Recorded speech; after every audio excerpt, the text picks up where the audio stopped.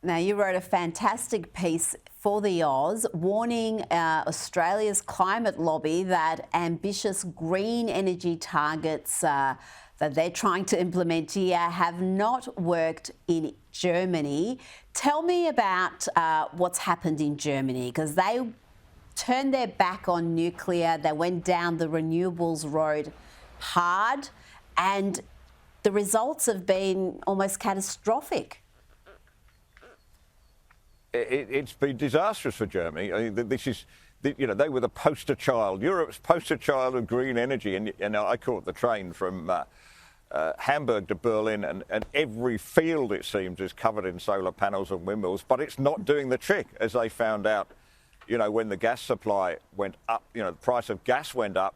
They were just really, really hurt. And now the electricity price in Germany is the highest in Europe. It's about twice as high as it is across the water there in Sweden, where they're running on nuclear and hydroelectricity. And this is affecting industry. 30% of German businesses told their big Chamber of Commerce in a survey that they were looking to relocate offshore. And this is happening. You can see German industry is declining very quickly, and they're moving when they can to places where there is cheaper electricity. It's been a disaster for Germany, and it's bringing about their industrial collapse. So once that great country where we used to, we always used to go there for Audis and washing machines. You won't be getting those from Germany for much longer, because they've basically stuffed it all up.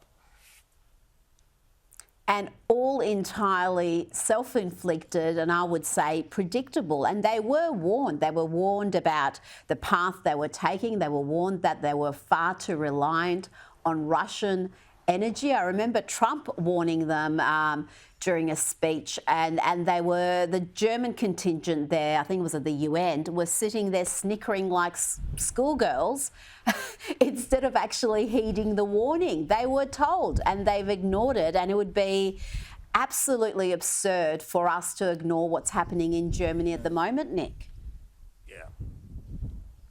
It would. And, I made the point in the column. It's now 12 years since Angela Merkel mysteriously, well, actually under green pressure, said we're going to phase out our nuclear plants.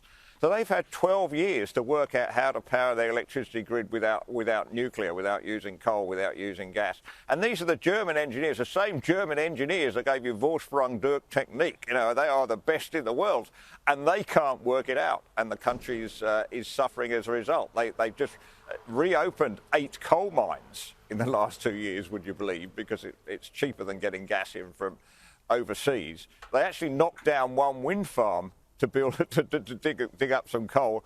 That's telling you something, isn't it? But, somehow Chris Bowen, he was in Germany last year. He didn't spot any of this, apparently. He just thinks Germany is the great vision of the future we have to follow. Dream on, Mr. Bowen, dream on. Well, we're hearing that the coalition is wargaming the possibility of an early election as the Prime Minister prepares to fight on energy as a major issue. Dutton's gaining. Recent news poll, two-party preferred, it was 50-50. The Libs' primary vote had gone up. And the Australian reveals that Anthony Albanese is going to use even higher carbon emission targets to fight the coalition.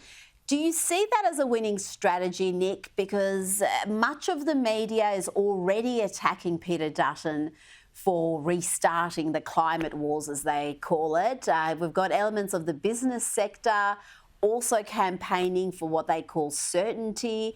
Can Dutton's strategy work if he has the media and big business against him? Look, what they're trying to do, what business and Labor, and I think of those as one block these days, what they are trying to do is return to the debate of, oh, you're a climate denier. Now, that debate ended the moment that the coalition signed up to Zero 2050, for better or worse, right? Now it's all about how you get there and how expensive it is. And people know.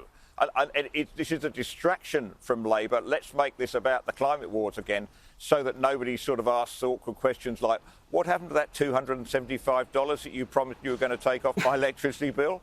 Your Labor is just desperate on this. And it won't work, Rita, because most people in Australia, as we know, if you do a survey on this, actual climate change and zero emissions is way down their list of concerns right now, way down. And I think it's a recipe for losing, because I think we're going to see the same trend that we have here in Europe, that people are just going to switch away from green parties and say, well, you know, you're off with the fairies, we're not going there with you. We're just not going there. Now, you're in London. The election there is just a matter of weeks away.